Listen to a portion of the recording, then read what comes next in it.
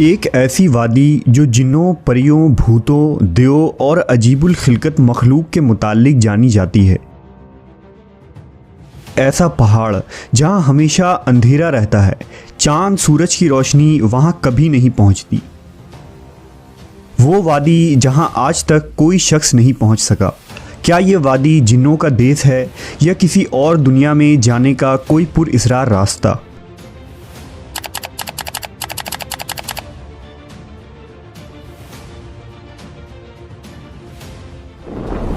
کوہ قاف کا نام سامنے آتے ہی کوئی گمشدہ عربی کہانیاں ذہن میں جاگ اٹھتی ہے۔ ایسی کہانیاں جو بادشاہوں کی حسین شہزادیوں سے شروع ہو کر جنوں اور پریوں کے زیر قبضہ ہیبت ناک قلعوں اور طلسم سے جڑی ہوتی ہے۔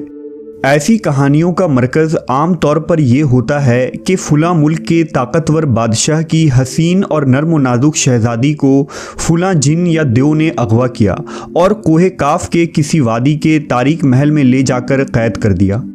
اس طرح کی کہانیاں ہندوستان، ایران اور عرب علاقوں کے افسانوی اور ادبی کتابوں میں اہم مقام رکھتی ہے۔ تحریری شکل میں موجود ہونے کے علاوہ یہ داستانیں سینہ بسینہ روایتوں کی شکل میں بھی منتقل ہوئی ہیں۔ جبل قاف یا کوہ قاف مشرقی وسطیٰ اور عربوں کے مشہور افسانوں میں ایک افسانوی پہاڑی سلسلے کا نام ہے۔ اسلامی روایتوں میں کوہ قاف کو جنوں کا وطن کہا جاتا ہے جسے خدا نے چمکتے زمرد سے بنایا ہے، جبکہ ایرانی روایتوں کے مطابق یہ علاقہ شمالی قفقاز کے علاقوں میں تھا، جس علاقے کو انسانوں کے کسی حکومت نے بھی آج تک قبضہ کرنے سے ناکام رہا، کیونکہ قدیم علم نے ان بلند پہاڑی علاقوں کو اسرار میں ڈھانپ رکھا تھا۔ کوہ قاف دراصل ایک طویل پہاڑی سلسلہ ہے۔ یہ زمین کا سب سے دور دراز مقام کہا جاتا ہے، جو داستانوں میں زرتشت کی زمین اور سیمرغ نامی پرندے کی وجہ سے مشہور ہے۔ کہتے ہیں کہ کوہ قاف سبز زمرد پر مشتمل ہے، جس کے عکس نے آسمان کو سبز رنگ عطا کیا ہے۔ کوہ قاف کو جنوں کا شہر بھی کہا جاتا ہے، جہاں زمانہ قدیم میں جنات کی نسلوں نے بہت ساری حکومتیں قائم کی تھی۔ امام قزوینی لکھتے ہیں کہ کوہ قاف کئی علاقوں میں منقسم ہے، جس میں 70 زمینیں چاندی کی ہیں، 70 زمینیں سونے کی ہیں اور 70 مشک کی۔ عربی کتابوں کے مطابق قاف پہاڑی سلسلوں میں سب سے اونچا تھا، جو اللہ کی طرف سے زمین کو سہارا دینے کے لیے بنایا گیا تھا، اور اس دنیا میں جتنے بھی پہاڑی سلسلے ہیں، تمام سلسلوں کی شاخیں زیر زمین کوہ قاف سے جڑا ہے۔ اس طرح کوہ قاف جو اس زمین کا سب سے بڑا پہاڑ ہے، تمام پہاڑی سلسلوں کا مرکز ہے۔ زکریا القزوینی نے 13ویں صدی میں عجائب المخلوقات و غرائب الموجودات نامی ایک کتاب لکھی تھی، جس میں انہوں نے کاسمولوجی کے مطابق یہ نظریہ دیا ہے کہ آسمان کو خدا نے تھام رکھا ہے تاکہ وہ زمین پر نہ گر پڑے۔ اس زمین کے چاروں طرف پہاڑوں کا ایک طویل سلسلہ ہے، جس میں کوہ قاف بھی شامل ہے، جو ان سلسلوں کو کھوٹی کی طرح اپنی جگہ پر رکھتا ہے۔ اسی طرح مشہور صوفی بزرگ جلال الدین رومی نے اپنی تحریروں میں کوہ قاف کا ذکر کچھ یوں کیا ہے کہ طاقتور بادشاہ سکندر ذوالقرنین نے آب حیات کی تلاش میں مشرق کا سفر کیا تھا۔ اس سفر کے دوران آپ کوہ قاف تک جا پہنچے تھے۔ جب آپ کوہ قاف پہنچے تو آپ نے دیکھا کہ وہاں فرشتہ اسرافیل قیامت کے دن سور پھونکنے کا انتظار کر رہے ہیں۔ کوہ قاف اور اس میں آباد مخلوقات کے متعلق ایک اور روایت بیان کی جاتی ہے کہ حضرت ابن عباس فرماتے ہیں کہ رسول اللہ صلی اللہ علیہ وسلم ہمارے پاس تشریف لائے جبکہ ہم مسجد نبوی میں حلقہ بنا کر بیٹھے ہوئے تھے۔ ہمیں آپ صلی اللہ علیہ وسلم نے فرمایا، کیا کر رہے ہو؟ ہم نے عرض کیا، ہم سورج کے متعلق غور کر رہے ہیں کہ وہ کیسے طلوع ہوتا ہے اور کیسے غروب ہوتا ہے۔ فرمایا، تم نے اچھا کیا، اس طرح سے مخلوق میں فکر کرو، خالق میں فکر نہ کرنا، کیونکہ اللہ جس کے لیے جو چاہتا ہے پیدا کرتا ہے۔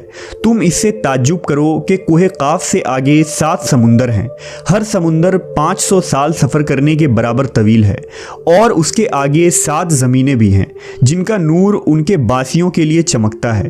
اس کوہ قاف کے آگے 70,000 مخلوقات ہیں جو اڑتی ہیں، ان کو پرندوں کی شکل میں پیدا کیا گیا ہے۔ یہ مخلوق اور ان کا بچہ پیدا ہوتے ہی ہوا میں اڑنے لگتے ہیں۔ یہ اپنی تسبیح کی ادائیگی میں ذرہ برابر وقفہ نہیں کرتے۔ उनका खाना भी हवा है, उनका पीना भी हवा है, उनका लिबास भी हवा है, उनके बर्तन भी हवा के हैं। वो ये नहीं जानते कि अल्लाह ने हज़रत आदम को पैदा किया है, और ना इब्लीस को जानते हैं, और ना ही इब्लीस की औलाद को जानते हैं। अल्लाह ने कोहे काफ को दुनिया के गिर्द तख्लीक किया है। ये तमाम दुनिया इस पहाड़ के दरमियान में ऐसे मौजूद है जैसे एक उंगली में अंगूठी। कोई इंसान वहाँ पहुँच नहीं सकता है, क्योंकि वहाँ पहुँचने तक 4 महीने अंधेरे से गुजरना पड़ेगा। ये वो पहाड़ है जहाँ कोई सूरज नहीं, कोई चांद नहीं। यहाँ तक कि ये लोग चांद और सूरज के बारे में भी नहीं जानते कि अल्लाह ने चांद और सूरज भी तख्लीक की है। जो रोशनी उन तक पहुंचती है वो काफ पहाड़ की रोशनी है, और वहाँ मौजूद लोग जड़ी बूटियाँ खाते हैं और उनके बदन पर कोई कपड़ा नहीं होता। सहाबा ने पूछा, या रसूल अल्लाह, क्या वो लोग फरिश्ते हैं? आपने इरशाद फरमाया, नहीं, वो फरिश्ते नहीं, लेकिन अल्लाह से उनकी फर्मा बरदारी बिल्कुल फरिश्ते की तरह है। फिर आपने फरमाया कि मेराज की रात उनकी मुलाकात कोहे काफ के लोगों से हुई थी, और वहाँ के लोगों ने आप सल्लल्लाहु अलैहि वसल्लम की दावत को कबूल किया और वो मुसलमान हो गए। सूफिया कराम के नज़दीक दरअसल कोहे काफ इस ज़मीन में मौजूद कोई पहाड़ नहीं, बल्कि कोहे काफ से मुराद आलम मिसाल में वाक़े वो पहाड़ी सिलसिला है जो बज़रिया कश्फ औलिया कराम के मुशाहिदे में आते हैं। जैसा कि ख्वाजा फरीदुद्दीन अत्तार जैसे सूफिया ने इस तसव्वुर का मुशाहिदा किया है। तरीक़त में कोहे काफ को शऊर का एक दायरा और मुरीद का हद समझा जाता है, जिसे पाकर बंदा फ़ना फ़ी अल्लाह के दर्जे तक पहुँच जाता है।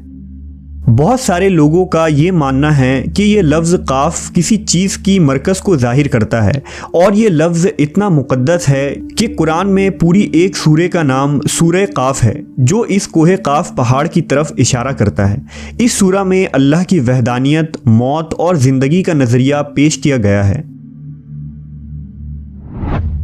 कोहे काफ जोग्राफियाई एतबार से हमारी इस ज़मीन में कहाँ मौजूद है, इसके मुतालिक मुख्तलिफ नज़रियात पाए जाते हैं।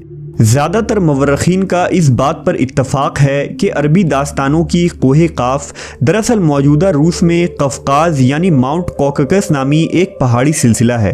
ये इलाका यूरोपी रूस में बहरे असवद और बहरे कज़वीन के दरमियानी हिस्सा है, जिसमें आर्मीनिया, आज़रबाईजान, दागिस्तान, रूस और चीचीनिया जैसे मुल्क शामिल है। ये इलाका कुदरती हुस्न से माला माल है, जहाँ जानवरों और परिंदों की बेशुमार अक़साम पाई जाती हैं। झीलें, आबशारें और छोटे छोटे चश्मे देखकर ऐसा मालूम होता है गोया जन्नत ज़मीन पर उतर आई है। यहाँ इंसानी आबादी बहुत ही कम है। ये पहाड़ी सिलसिला एशिया को यूरोप से जुदा करता है। अगर कोहे काफ को खिलाई सैटेलाइट से देखा जाए तो ये इलाका सफ़ेद पट्टी जैसा नज़र आता है, जबकि बाज़ मुहक्किकीन का ख्याल है कि कोहे काफ अंटार्कटिका के उन वीरान और बर्फीले इलाके में मौजूद है जो हमेशा बादलों और अंधेरों से ढका होता है। जबकि कुछ लोग कदीम दौर के अटलांटिस सिटी को ही कोहे काफ करार देते हैं, जो किसी बड़े अजाब की वजह से तबाह हो चुका है। जदीद फिज़िक्स की नई दरियाफ्त यानी डायमेंशंस भी कोहे काफ को समझने में आसानी पैदा कर सकती है। दरअसल फ़िज़िक्स की जदीद तहकीक के मुताबिक हमारी इस कायनात में कुल 11 डायमेंशंस वजूद रखते हैं, जबकि हम इंसान सिर्फ 3 या 4 डायमेंशंस में ज़िंदगी गुजार रहे हैं, क्योंकि हम टाइम और स्पेस के क़ैद में ज़िंदगी गुजारते हैं। उन मज़ीद 6 डायमेंशंस में कितने सितारे, सैयारे और दुनिया आबाद हैं, इसका इल्म सिर्फ अल्लाह तबारक व तआला को ही है। मुहक्किकीन के मुताबिक अरवाह की दुनिया, आलम बरज़ख और जन्नत व जहन्नम उन्हीं डायमेंशंस में मौजूद हैं जिनमें इंसान मौत के बाद दाखिल होता है। मुमकिन है कि कोहे काफ भी उन्हीं 11 डायमेंशंस में से किसी एक डायमेंशन में मौजूद हो, जहां नस्ल इंसानी का कदम रखना नामुमकिन है।